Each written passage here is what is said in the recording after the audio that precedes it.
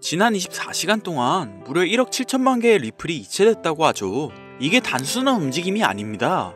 고래들이 움직이기 시작했다는 건 뭔가 큰 변화가 다가오고 있다는 신호로 해석되어지는데요. 지금 리플이 보내고 있는 특별 신호 분석과 함께 요즘같이 얼어붙은 자본시장에서 우리 같은 일반 투자자들이 어떻게 움직여야 하는지 오늘 영상에서 여러분들에게 필요한 정보를 모두 제공해 드릴 건데요. 구독과 좋아요 부탁드리면서 지금 영상 끝까지 시청 부탁드리겠습니다.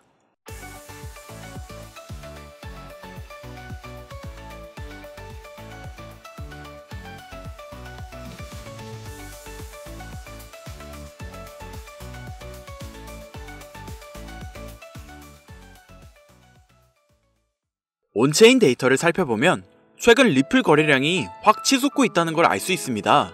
특히 대규모 투자자, 이른바 고래들이 리플을 조용히 하지만 확실하게 모으고 있는데요. 이런 현상은 과거에도 폭등의 전조로 자주 나타났었죠. 왜냐하면 고래들은 정보를 먼저 알고 발빠르게 먼저 움직이는 경우가 많거든요. 이들이 자산을 한 곳으로 몰기 시작하면 이건 곧 뭔가 터진다는 신호일 수 있는 거죠. 게다가 프루세오즈 같은 대형 자산운용사가 리플 ETF를 신청하면서 기존 보유자들의 상승 기대감은 더욱 커지고 있는데요. 여기서 ETF가 뭔데 이렇게들 난리야 하실 분들을 위해서 간단하게 설명 한번 드릴 건데요. ETF는 리플을 주식처럼 사고팔 수 있게 해주는 투자 상품으로 이게 승인되면 리플에 직접 투자하기 어려웠던 기관이나 보수적인 투자자들도 안심하고 리플에 투자할 수 있게 되는 거죠. 실제로 JP모건 분석에 따르면 ETF가 승인되면 첫 해에만 최대 80억 달러가 리플 ETF에 들어올 거라고 평가하고 있고 이건 엄청난 유입량으로 리플 시총에 어마어마한 영향을 줄 수 있습니다. 그리고 이러한 기대감이 반영되듯 리플 차트에선 이런 상승의 신호를 끊임없이 보내고 있는데요. 리플은 현재 대칭 삼각형 패턴을 만들고 있습니다. 이건 시간이 지날수록 고점은 낮아지고 저점은 높아지면서 가격이 점점 압축되고 있다는 뜻으로 보통 이런 패턴은 큰 뉴스나 자금 유입 같은 이벤트가 있을 때 강력한 가격 상승을 보여줍니다. 만약 ETF 승인으로 기관 투자자들의 신규 자금 유입이 실행된다면 이 패턴은 저항선을 강하게 돌파하면서 폭발적인 가격 상승 움직임을 보여주는 상황이라는 거죠. 고래들은 지금 이 타이밍을 저점 매수의 기회로 보고 리플을 조용히 매수하며 거래량이 갑자기 늘어나고 있는 겁니다. 자, 정리해보면 이렇습니다. 고래들의 매집은 우연이 아니고 ETF 승인으로 인한 신규 자금 유입이 예정돼 있으며 차트는 상승전 패턴을 그리고 있습니다. 리플이 곧 강력한 강세 모멘텀을 보여줄 것을 시사하고 있는 거죠. 그렇다면 리플의 상승세가 정확히 언제부터 시작될지 많이 궁금하실 텐데요. 이를 정확히 설명드리기 위해 리플의 기술력과 한국의 금융 시스템에 대한 설명을 드릴 건데요. 이제는 XRP라고 불리는 리플은 한국인들이 가장 많은 보유량을 가지고 있는 암호화폐입니다. 여기에는 몇 가지 이유가 있는데요. 한국은 금융기반과 디지털화폐 산업 발전에 많은 관심을 가지고 있습니다. 리플은 국제금융기관과의 협업을 강조하고 금융 시스템의 효율성 향상을 목표로 하는 특성을 가지고 있어 한국의 금융기관과 협업 가능성이 높다고 여겨지고 있죠. 특히 리플은 초당 처리 거래량이 코인들 중에 압도적인 속도를 자랑하기 때문에 국제금융거래에 최적화된 모습을 보여주고 있습니다. 한국인들이 좋아하는 빠른 속도와 안정성이 뛰어난 모습을 보여주고 있으니 수많은 한국 사람들을 매료시킬 만큼 매력적인 특성을 가지고 있는 것인데요.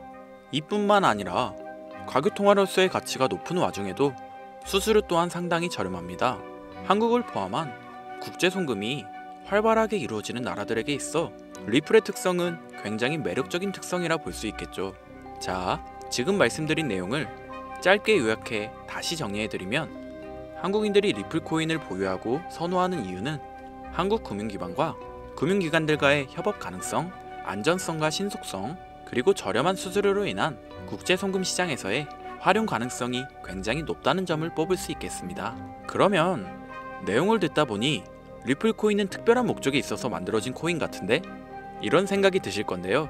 아주 정확합니다. 리플은 2004년 리플페이란 이름으로 개발되었으며 개발 시기부터 리플의 목표는 단 하나였습니다. 개발 당시부터 리플의 목적은 가교통화로서 금융거래의 목적이 있었다는 거죠. 그렇기에 발행될 수 있는 코인의 양은 1000억 개로 한정되어 있으며 추가 채굴 역시도 불가능합니다. 지금 이 부분 굉장히 중요한데요. 잘 모르시는 분들을 위해 한 번 더 쉽게 설명해 볼게요. 자, 구독자님들, 요즘 물가 상승이 굉장히 크게 체감되지 않으신가요? 제가 어릴 적에는 집 근처에서 김밥을 500원, 1000원 이렇게 팔았었거든요. 그런데 지금은 저렴한 김밥이 기본 4000원이고 점심값이 기본 10,000원이 되었으니 물가 상승률이 엄청 충격적으로 올랐죠. 이 물가 상승률은 1년에 평균 4% 정도 상승한다고 합니다. 이 물가 상승이 일어나는 걸 바로 인플레이션이라고 하는데요. 인플레이션이 발생하는 원인은 여러 가지가 있지만 가장 대표적인 이유는 바로 통화량 증가에 있습니다. 나라에서 돈을 찍어내면 찍어낼수록 국내에 돌고 도는 돈의 양이 많아지게 되잖아요. 그런데 돈의 양이 점점 늘어나게 되면 화폐의 값어치가 떨어지게 되고, 화폐의 값어치가 떨어지게 되면 물가가 상승하는 인플레이션이 발생하는 거죠. 그리고 이 인플레이션으로 유명했던 나라가 짐바브웨라는 나라입니다. 짐바브웨에선 한 수레에 화폐를 가득 담아가야 달걀 한 개를 산다는 말이 있을 정도로 화폐의 가치가 극심하게 떨어졌는데요. 짐바브웨의 물가 상승률은 6억 5천만 구글이었으며, 구글은 10의 100제곱을 뜻하는 단위로 전 세계의 모든 정보를 모아 검색 엔진을 만들겠다는 구글의 어원이 될 정도의 큰 숫자이고, 단위조차 생소할 만큼 어마어마한 초인플레이션으로 학계에서도 연구 대상이 되었을 정도였죠. 이런 초인플레이션이 발생한 원인은 짐바브웨 대통령인 로버트 무가베가 국정 운영을 위해 돈을 무작정 찍어내서 충당하는 경제관념이 거의 전무한 수준의 충격적인 정책을 펼쳤기 때문이었는데요. 이를 통해 알 수 있듯이 인플레이션의 주된 원인은 통화량 증가로 인한 물가 상승인데, 은행이 존재하는 모든 나라의 금융 시스템 구조상 정도의 차이만 있을 뿐 인플레이션은 존재할 수밖에 없는 거라는 겁니다. 그런데 방금 말씀드렸다시피 리플은 국제 송금을 목적으로 만들어진 코인이다 보니 채굴을 할 수 없는 시스템으로 통화량이 늘어나지 않으며 총 코인 양을 1000억 개로 고정시켰다 보니 추가 발행이 불가능하다는 겁니다. 전 세계적으로 인기가 있는데 한정되어 있는 자산이다. 쉽게 말해서 가만히 있기만 해도 가치가 상승하는 시스템이라는 거죠. 예를 들면 금과 유사하다고 볼 수 있는데요. 수량은 한정되어 있고 시간이 지날수록 그 가치가 상승하는 점에서 금과 비슷한 자본 구조를 형성하고 있죠. 이처럼 독특한 구조를 지닌 금은 오랜 시간 동안 전 세계적으로 그 가치를 인정받아 왔었습니다. 그런데 이렇게 가치를 인정받아온 금보다 리플을 더 상위 개념의 자산이라 판단하여 금에는 절대 투자하지 않았지만 리플에게는 수많은 투자를 진행하고 있는 전설적인 투자 전문가가 있습니다. 많은 분들이 한 번쯤 들어보셨을 워렌 버핏인데요. 추정 자산이 약 860억 달러로 하나로 125조에 달하는 어마어마한 자산을 보유하고 있는 주식계의 살아있는 전설이며, 이 워렌 버핏의 회사로 유명한 기업이 바로 버크셔 해서웨이라는 기업입니다. 버크셔 해서웨이는 세계적인 투자 지주 회사로서 시총이 무려 1000조나 되는 어마어마한 규모의 회사입니다. 그리고 이 버크셔 해서웨이가 보유하고 있는 대표적인 회사가 바로 아메리칸 익스프레스죠. 아실 분들은 다 아실 텐데 미국에서 가장 큰 규모의 신용카드 회사이자 은행업을 중심으로 한 금융업의 대표 주자입니다. 아메리칸 익스프레스는 워렌 버핏이 최대 주주로서 무려 20%가 넘는 지분을 보유하고 있으며, 벵가드 그룹과 블랙록이 각각 6.3%, 6.1%를 보유하고 있는 미국에서 알아주는 유망한 기업이고, 이런 아메리칸 익스프레스가 바로 리플의 핵심 파트너라는 겁니다. 지난 8월 아메리칸 익스프레스는 송금을 위한 수단으로 리플을 채택했으며, 이는 워렌 버핏과 리플이 공생관계를 가지고 있다는 거죠. 과거 워렌 버핏은 이런 말을 했습니다. 비트코인 전부 사기다. 그랬던 그가 주식 투자할 때도 가치 투자만을 고집하며 수백조가 넘는 돈을 벌어들인 전 세계에서 손에 뽑히는 부자인 그가 리플과 협업을 하고 리플을 매수하고 있다는 겁니다. 이게 참 황당한 일인 건데요. 어떤 느낌이냐면 코카콜라 CEO가 펩시 그거 우리 미치다라고 공식 선상에서 비아냥거렸는데 펩시의 계열사인 오렌지 주스를 홍보하고 있는 느낌이랄까요? 워렌 버핏에게 이런 비유를 든다는 게 말이 안 되는 거긴 하지만, 암호화폐라면 치를 떨던 그가 리플에게만큼은 굉장히 친화적인 모습을 보여주고 있으니까요. 세계에서 자금의 흐름을 가장 잘 알고 그 흐름으로 가장 많은 돈을 번 그가 리플에 매료되어 있습니다. 말이 더 필요할까요? 자, 그러면 자금력의 신인 워렌 버핏이 리플을 선택했다는 걸 알 수 있는 와중 권력의 신 또한 리플에 손을 들어주고 있는데요. 바로 전세계 최고의 강대국인 미국의 대통령이자 재임에 성공한 도널드 트럼프 대통령이 리플랩스의 CEO 갈링하우스와 강력한 유대관계를 형성하고 있다는 거죠. 트럼프 대통령은 비트코인 컨퍼런스에서 암호화폐 대통령이 되겠다 라며 자신있게 선언하며 친암호화폐 성향을 과시하였습니다. 그리고 그가 당선된 이후 리플랩스의 CEO 갈링하우스와 백악관에서 특별 면담을 진행하며 리플의 상승을 억누르던 법적 문제를 단기간 내에 해결해 주었죠. 이뿐만 아니라 비트코인과 리플을 국가전략 비축자산으로 등록하는 등 친암호화폐 대통령으로서의 행보를 보여주고 있는데요. 물론 관세 전쟁으로 인해 암호화폐 시장이 휘청거리며 질타를 받고 있지만 관세 이슈는 장기적으로 비트코인과 리플에게 무조건 호재로 적용될 거라 판단됩니다. 왜냐하면 자국의 화폐 가치가 달러 대비 떨어졌을 때 암호화폐는 자산을 지킬 수 있는 유력한 대안책으로 활용될 것이기 때문이죠. 전 세계 자금 흐름을 누구보다도 잘 알고 있고 그 흐름을 이용해서 수백 수천조를 벌어들인 워렌 버핏, 전 세계에서 가장 막강한 권력을 가지고 있으며 당선 전부터 천재 사업가로 불리며 재임에 성공한 도널드 트럼프 대통령, 전 세계에서 가장 힘이 강력한 두 인물이 우리에게 힌트를 주고 있는데요. 우리 모두 이 사실을 명심하셔야 합니다. 그런데 제가 구독자님들께 리플의 최신 정보를 제공해드리기 위해 해당 영상을 제작하다가 굉장히 놀라운 정보를 우연치 않게 발견해서 함께 알려드릴까 하는데요. 해당 자료는 CBDC를 위해서 기반으로 삼을 가교통화 코인들의 적합성 및 미 연방지구별 논의사항을 보여주는 자료입니다. 여기에 보시면 보스턴, 뉴욕, 필라델피아, 애틀랜타, 시카고 등등등 수많은 미국 지역들의 통합 예측 자료가 나오는데요. 이 자료를 아래로 쭉 내려보면 크로스 링키드, 즉 가교통화로서의 적합성을 분석한 표가 있습니다. 여기서 TBD는 부적합이라는 뜻으로 대부분의 코인들이 부적합이라고 나와 있는 걸 확인하실 수 있을 텐데요. 하지만 여기 리플과 시바이누가 보류라고 표기되어 있는 걸 확인할 수 있었습니다. 뭐 그럴 수 있어요. 리플은 아직 해결해야 할 게 좀 남아있고 시바이누는 탈중앙화를 목적으로 나온 코인이다 보니 어찌 보면 당장은 CBDC와 어울리지 않을 수도 있죠.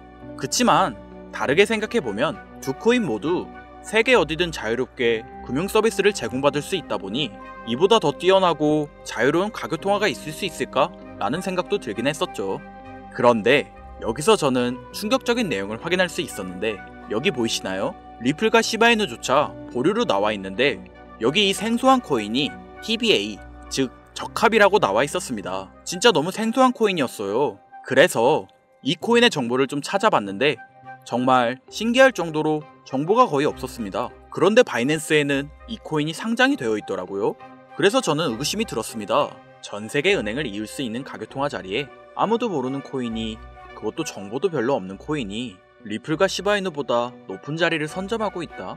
그리고 신기할 정도로 정보가 완벽하게 통제가 되어 있다. 아무리 봐도 너무 이상해서 곰곰이 생각을 해보다 트럼프가 관세 정책을 통해 나스닥과 같은 기존 자본시장에 이목을 집중시켜두고 해당 코인을 가교통화로서 밀어주려는 건가? 이런 생각이 들더라고요. 그래서 바로 국내 거래소 중 가장 거대한 거래소인 업비트를 확인해 봤는데 놀랍게도 올해 이미 상장이 되어 있었습니다.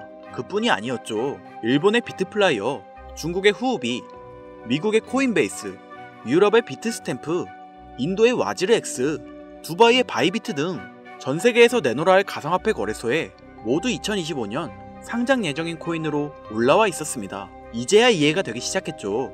이 코인을 통해 미국이 다시 한번 전세계 경제 패권을 쥐려고 하고 있는 것 같습니다. 제가 그래서 이 코인을 구독자님들에게 공유해드리려고 영상을 촬영해서 올렸는데 아니 이게 유튜브 측에서 자체적으로 막아버리더라고요. 아무래도 미국 정세와 관련 있는 코인이다 보니 유튜브 측에서 자체 필터링이 되는 것 같은데 벌써 2번이나 경고를 먹었어요. 한 번만 더 경고를 먹으면 더 이상 구독자님들께 좋은 정보를 제공해드릴 수가 없어서 어쩔 수 없이 상단부에 있는 제 개인 번호, 이 번호로 코인이라고 적어서 문자 보내주시는 분들에게 해당 코인 정보를 제공해드리려고 합니다. 잘 안 보이실 분들을 위해 한번 불러드릴 건데요.